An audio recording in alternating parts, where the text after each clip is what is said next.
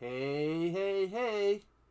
I just hit 140 subscribers, and I'm about to lose them by reviewing a romantic comedy.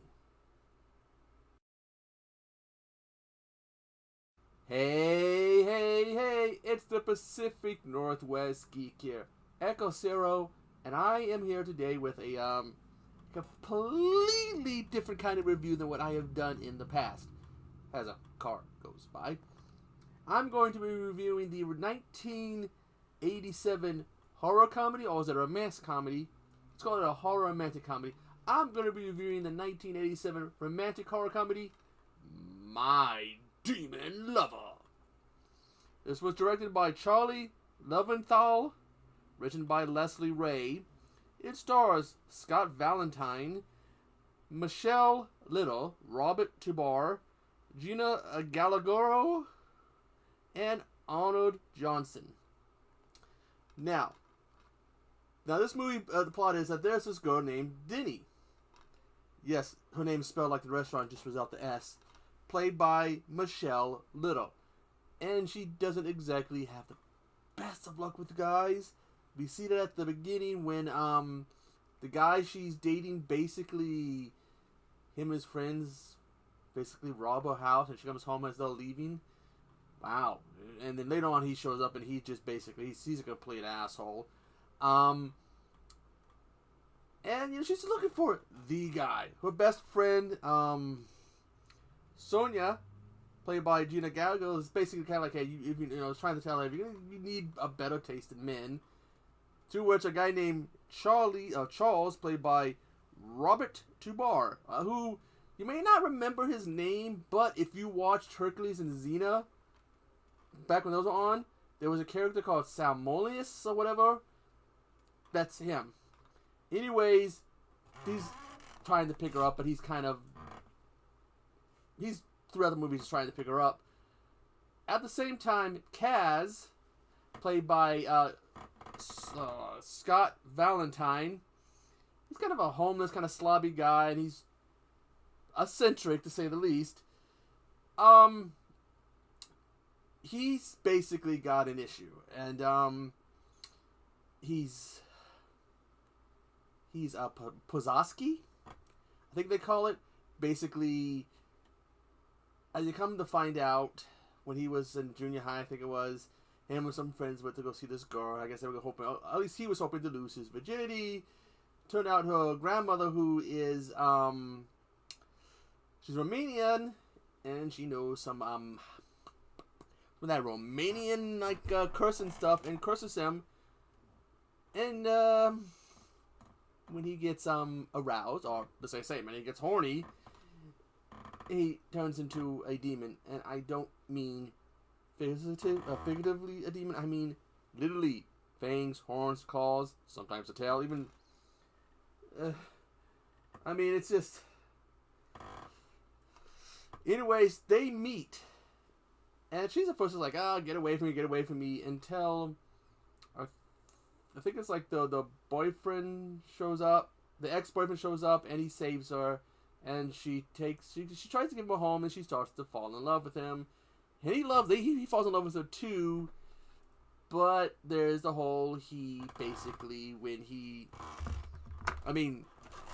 gets going, he doesn't go boing, he goes horns, fangs, sometimes a tail, pointy ears. And so he ends up, he's having to try to stay away from her. At the same time, somebody's going around killing women, and we see a glimpse of the killer. It looks like they're wearing a red coat. Kaz tends to wear a red, business type coat, so it's looking like, maybe it's him. Charlie's still desperately trying to call her. Now Charlie has a scar at the waistline, just below the waistline, above the groin. That's apparently where Grandmama, when she hit him with the little magic lightning, boom, that's where the demon entered. And when they start to get going, he tries to, him and Hustle to make out because she wants to get some action. His girl, Diddy does, and he tries to explain to her about what happened. And she's like, you're full of shit. So then they start making out, they start getting hot and heavy, and the next thing you know, he gets a bear gut, he gets big hips, and he gets deformed, his hair falls off, and she finds out, oh shit!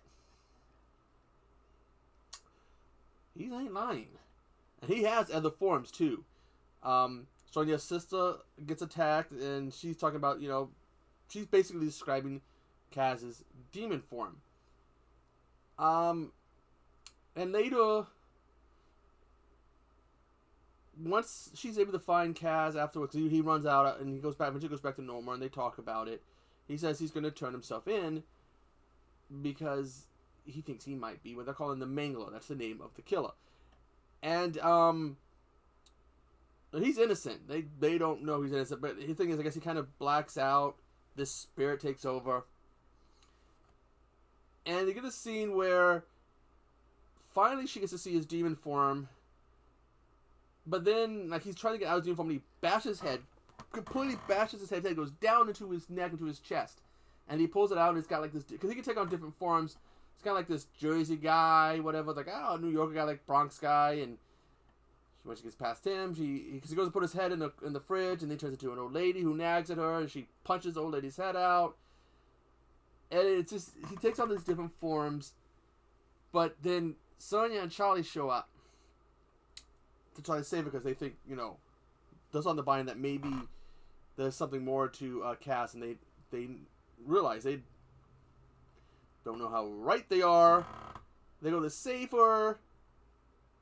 He takes on like this weird like Jesus Christ form, complete with wings. Charlie saves, or they think he saves Denny. There's a funny little car chase where you have Sonia on the hood of Charlie's car, Kaz on the roof, they're arguing, the cops are chasing. In the back is they're called the Fixer, which is played by Arnold Johnson, who ends up telling him that he's telling Kaz you really shouldn't fall in love. That if you do, you can be free of the curse, but the curse will then go to the person that is closest to you.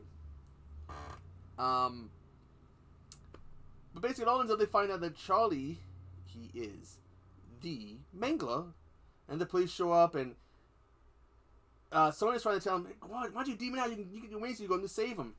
He's like, well, it's not that easy. I can't just demon out. I kind of gotta, curves and nice soft skin. She goes, oh, sex.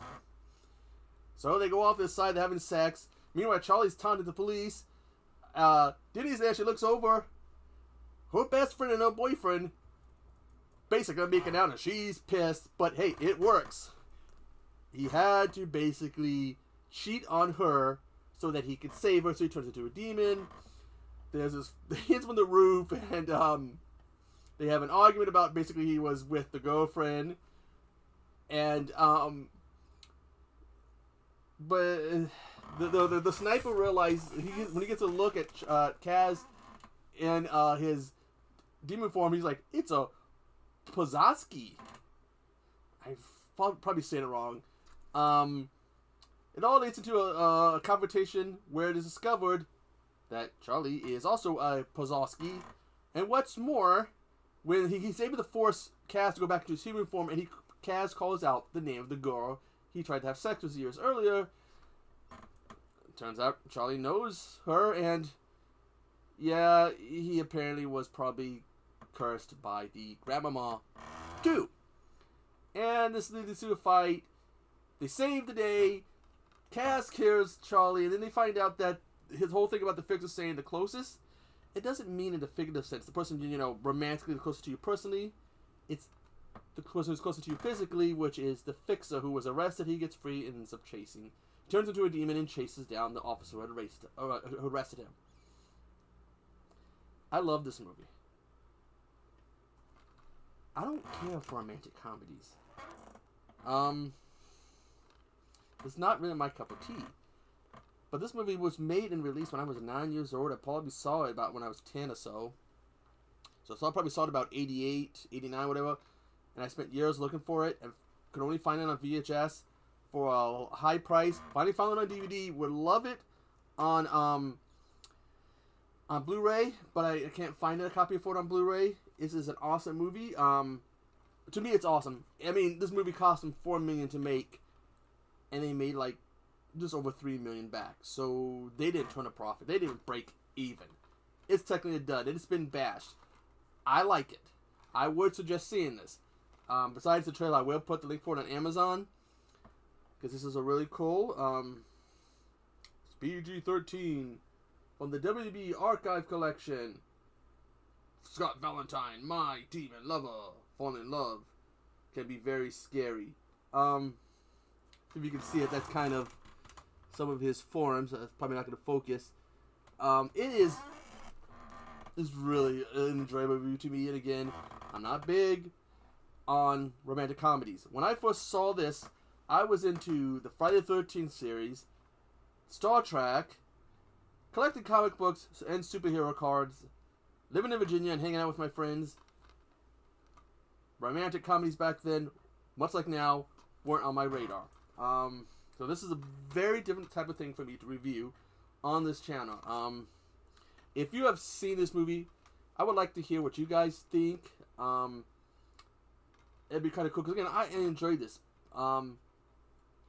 But anyways, I want to turn my fans back on, because we're still technically in a bit of a heat wave.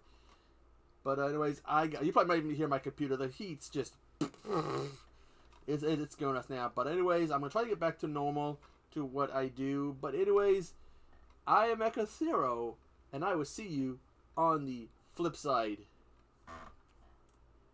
Toodaloo.